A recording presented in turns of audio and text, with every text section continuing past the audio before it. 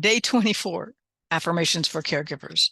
Our affirmation for the day is this: He understands my caregiver grief.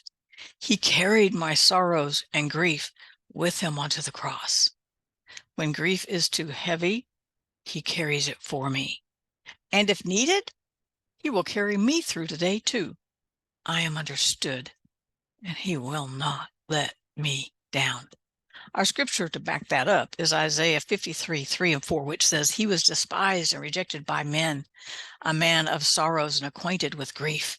He did, and we hid, as it were, our faces from him. He was despised, and we did not esteem him. Surely he has borne our griefs and carried our sorrows.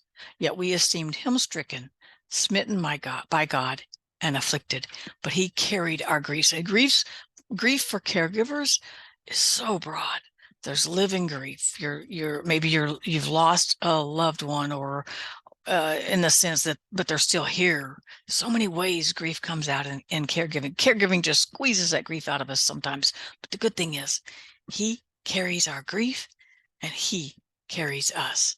Our writing prompt today is this: write about a time you know that God carried you through something. I have to say, he's carried me through many hospital visits. Those are always so stressful when my son is sick. And I know every time he carries me through. He carries me through financially at different times in my life. He has been a constant help in the time of need, just as Psalm 46:1 promises. So I know he's carried me through many hospital visits, through many other situations in my life that I'll spare you the details of.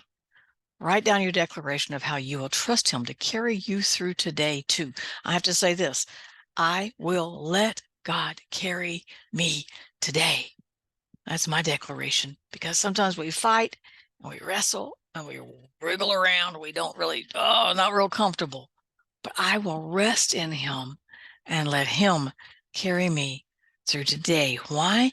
Because I am understood. I'll see you again tomorrow.